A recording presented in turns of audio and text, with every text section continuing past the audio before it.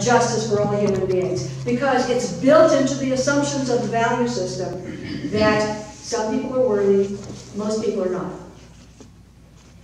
It has to be that way for this value system. And if these people get fancy notions that they're supposed to be equal, well, you've got to make sure they understand that they're not. So this value system can say, we're all in this together. This value system can say, we value the earth and we want a sustainable earth for everybody. We can't just go tear up their property because they're not as worthy as we are. So, you know, when we're talking about any of our issues, these value systems are critical. Oh yeah, the other piece, biconceptualism. We grew up in this culture. In our cellular structure and the synapses of our brain, we know this structure. There are many times, even though we're consciously trying to move toward this way of thinking and relating to each other, we move back and forth between them in what they call biconceptual mode. So in some situations, it feels more comfortable to think about that in a strict father system or an authoritarian system.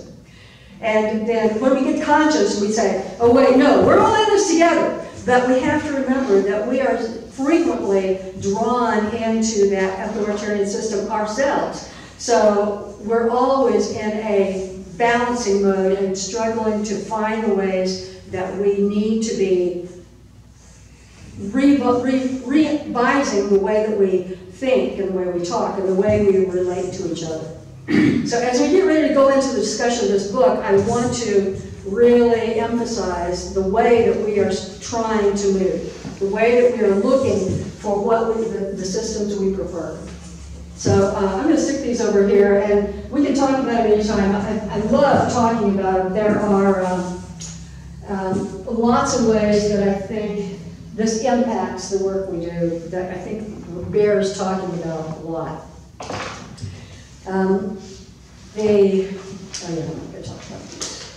I have a list here you can look at later if you want to about what the core values are for these two systems, just some of the words that would describe the way they talk, so that might be interesting.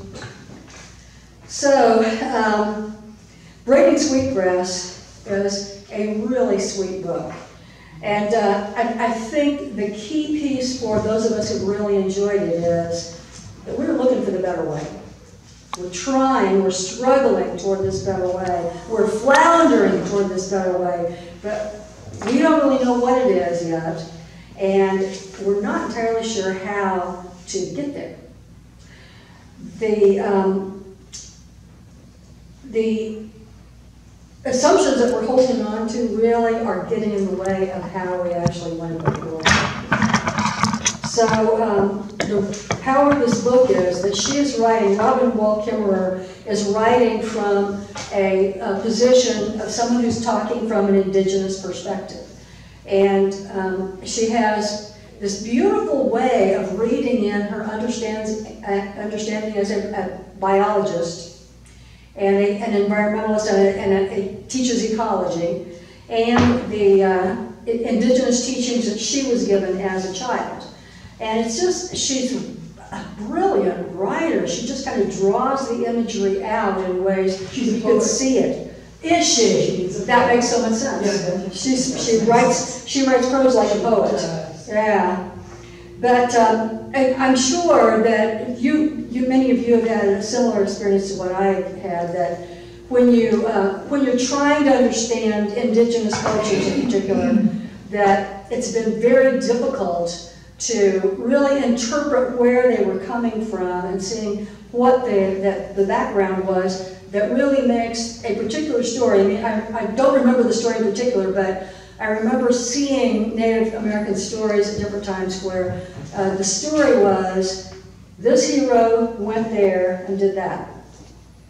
And for somebody who was talking from within that culture, there was a huge, rich thing that happened between those 3 points, but they didn't know what we needed to know to be able to understand where they were coming from about that.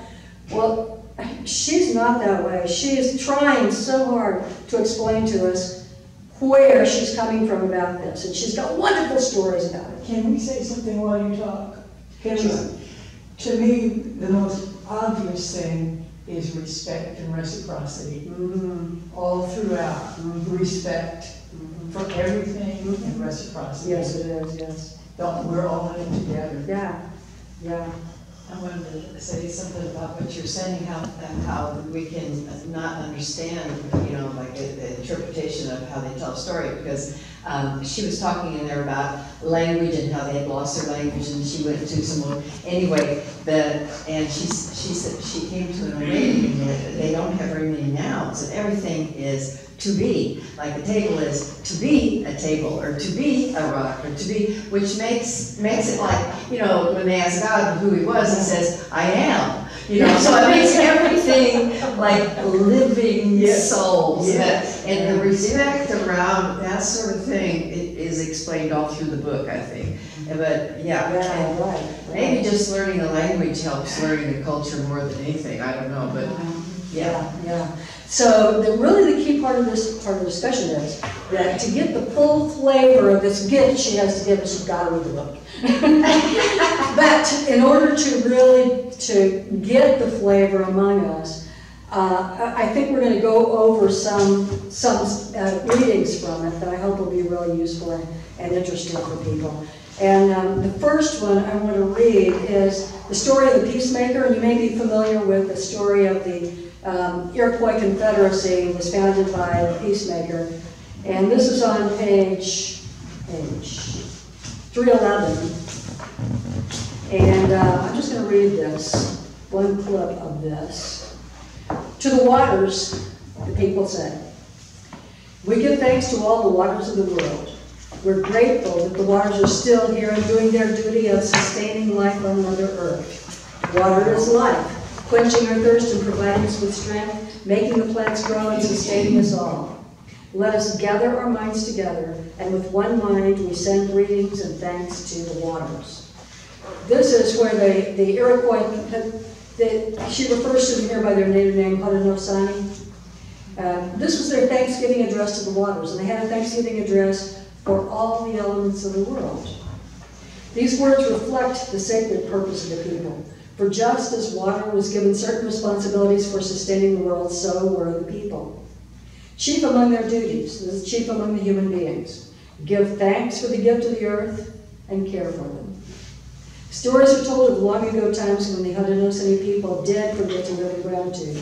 They became greedy and jealous and began fighting among themselves. Conflict brought only more conflict, until war between the nations became continuous. Soon grief was known in every longhouse, and yet the violence went on. All were suffering.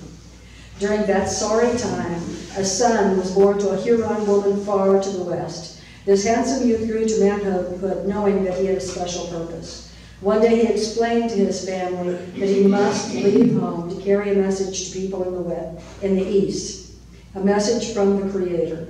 He built a great canoes carved of white stone and journeyed far until at last he pulled his boat ashore in the midst of the warring Haudenosaunee. Here he spoke his message of peace and became known as the peacemaker. Few heeded him at first, but those who listened were transformed. I'm going to skip over, oh wait a minute, no I can't do that. Yeah, this is beautiful. His life was in danger and weighed down with sorrow. The peacemaker and his allies, among them who was the real Hiawatha, spoke peace in times of terrible trouble.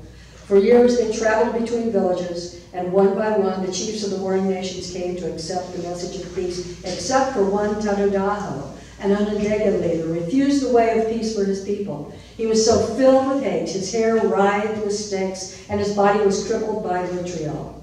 Tadodaho sent death and sorrow to the carriers of the message, but the peace was more powerful than he, and eventually the Onondaga too accepted the message of peace. Tadodaho's twisted body was restored to health, and together the messengers of peace combed the snakes from his hair. He too was transformed. The peacemaker gathered together the leaders of all 5 nations and joined them with one mind. The great tree of peace, an enormous white kind, had 5 long green needles joined in one bundle representing the unity of the 5 nations. With one hand, the peacemaker lifted the great tree from the soil, and assembled chiefs stepped forward to cast their weapons of war into the hole. On this very shore, the nations agreed to bury the hatchet and live by the great law of peace, which sets out right relations among people and with the natural world. 4 white ribs spread out in 4 directions, inviting all peace-loving nations to shelter under the tree's branches. This is the way the Haudenosaunee Confederacy, the oldest living democracy on the planet. It was here at Onondaga Lake where this great law was born. For its pivotal role, the Onondaga Nation became the central fire of the Confederacy, and from that time forward, the name Tadadaho has been carried by the spiritual leader of the Confederacy. I think that's very critical. They took the guy who was their enemy, and he made them the spiritual center of the Confederacy. As a final measure, the peacemaker placed the far-seeing eagle atop the great tree to warn the people of approaching danger. For the many centuries that followed, the eagle did its work, and the Haudenosaunee people lived in peace and prosperity. But then another danger, a different kind of violence, came to their homelands. The great bird must have called and called, but its voice was lost in the maelstrom winds of change. Today, It's hard to read. Is that where the lake gets polluted? the ground where the peacemaker walked is a super fun site. Yeah, right. Then, I cried throughout the whole book. it's hard. It's It's so hard. beautiful. Today, the land where the peacemaker walked and the tree of peace stood isn't land at all, but beds of industrial waste 60 feet deep. It sticks to the shoes like white school paste, used in kindergarten to glue cutouts birds onto construction paper trees. There aren't too many birds here, and the tree of peace is buried. The original people could no longer find even the familiar curve of the shore. The old contours were filled in, creating a new shoreline of more than a mile of waste beds. And one of the interesting stories we're going to talk about is the story about Wendigo that she talks about in here. Wendigo is this fierce, ravenous beast that lives in the cold, frozen winter, and it sweeps in and just devours people, resources, eats it up, and was a perfect example of the kind of thing that people have been struggling with. One more thing that I wanted to read is that the people have endured the pain of being bystanders to the deregulation of their lands, but they never surrendered their caregiving responsibilities. They've continued the ceremonies that honor the land and their connection to it. The Onondaga people still live by the precepts of the Great Law and still believe that in return for the gifts of Mother Earth, human beings have responsibility for caring for the non-human people, for stewardship of the land. Without title to their ancestral lands, their hands were tied to protect it, so they watched powerless as strangers buried the peacemaker's footsteps. The plants, animals, and waters they're bound to protect dwindled away, though the covenant with the land was never broken. Like the springs above the lake, the people just kept doing what they were called to do, no matter what fate met them downstream. The people went on giving thanks to the land, although much of the land had little reason to be thankful for the people. So then we're going to just look at, since there's so few of us, I think there's a copy here for everybody. Is that the same one we had before? Yes, it is. I have mine still. Okay. Oh, you're so good at it. Anybody else? Yeah. Give Aubrey one way down there. I'm coming. Oh, okay, done. Did he get one? This is some readings from the book that I think kind of give you a feel for the lyricism of the way she writes and the feeling she's coming from.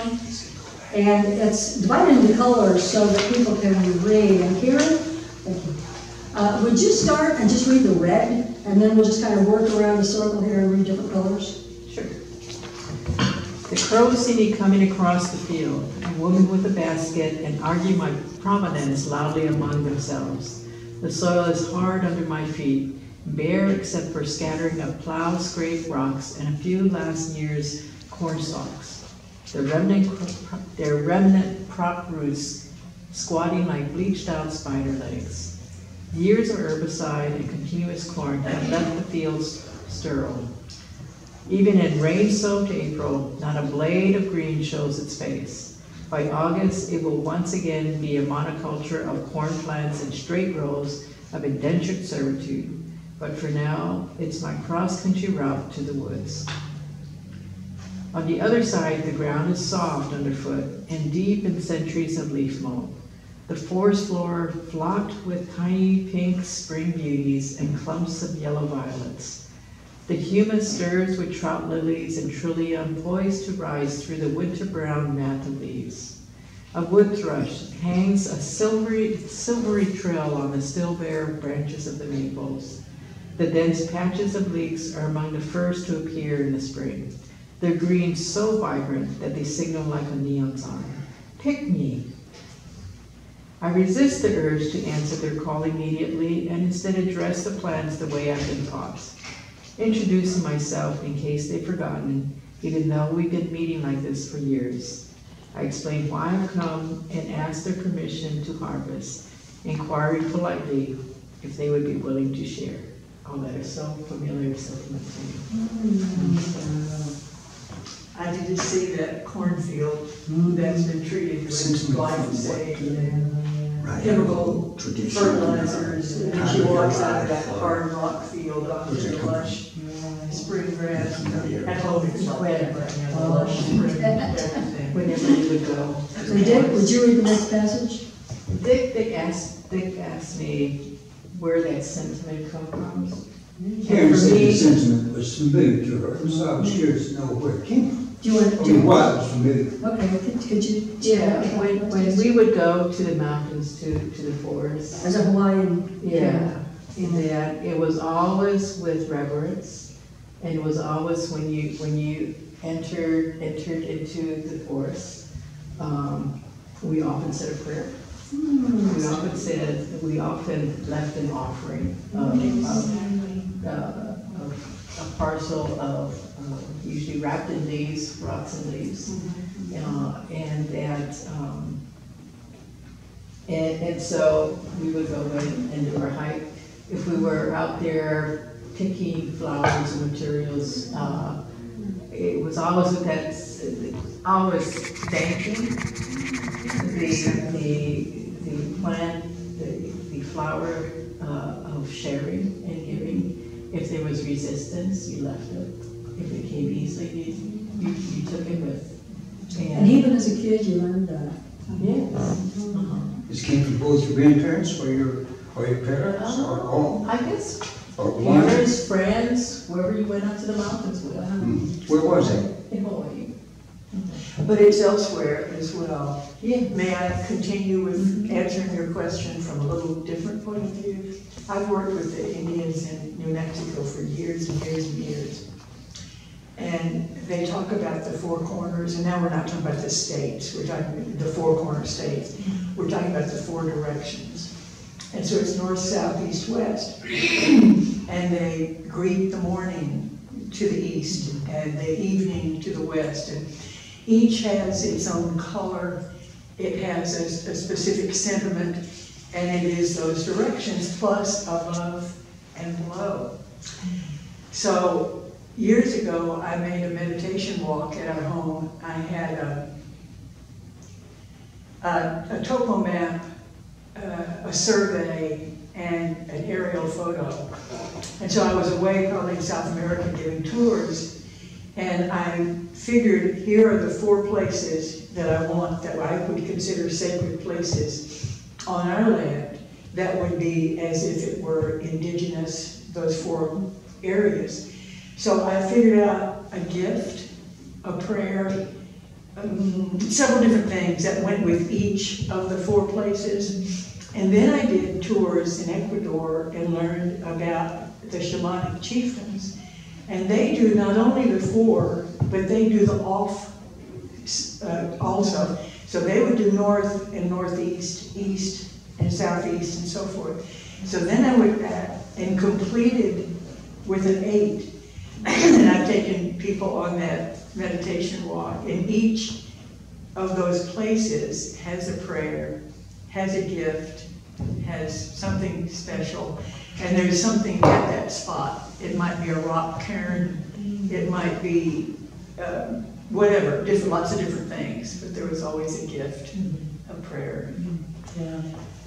That is so cool. And a piece that I wanted to get in that I decided we just didn't have time to talk about, that's also very beautiful, is how do you become indigenous to a place?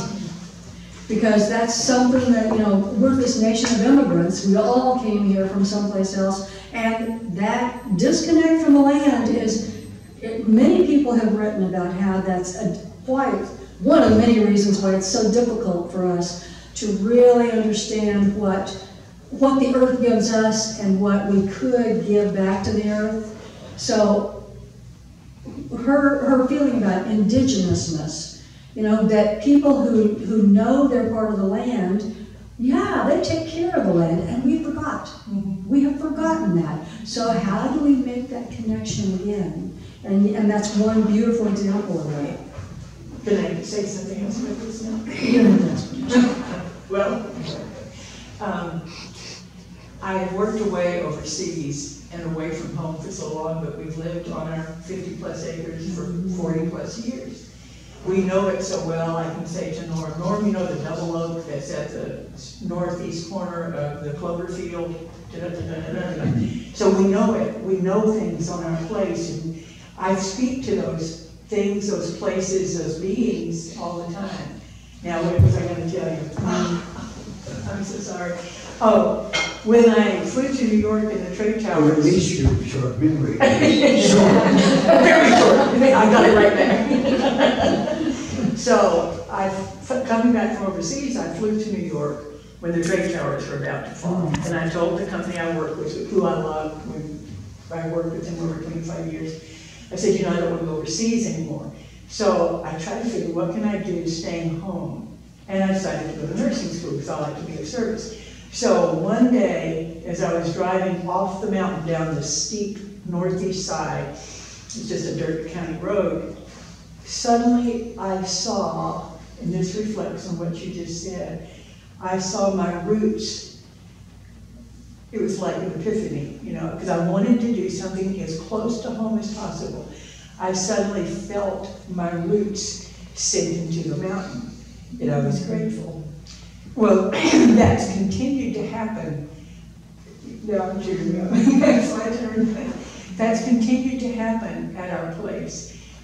You know, the violets, it practically talk to me, or the garden says, come on down, you need to do this here now, you know, or things like that. It's just, you know, the animals that are in our care and are our friends, we're all so close to each other, and it's so much like what I perceive the indigenous to be. And so you can't think that milk comes from a carton, you know, or that eggs come from a supermarket. By the way, I just sold 5 dozen eggs from our minis.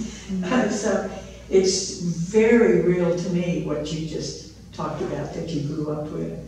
And I remember when I first went there, I'd been teaching at the University of Texas, and it felt so foreign to be out in the country, so isolated.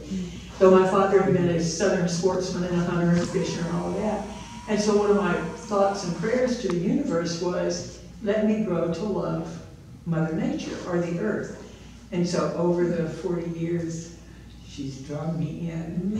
Even the tornado that just happened to us 3 weeks ago, that took down our barn, we were going to take down the barn anyway.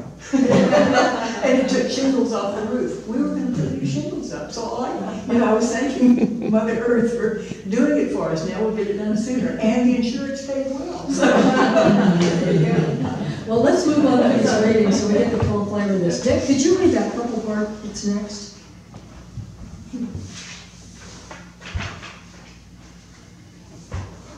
Eating leeks is a spring tonic that blurs the line between food and medicine. But I have another need too. The only greens from this particular woods can satisfy.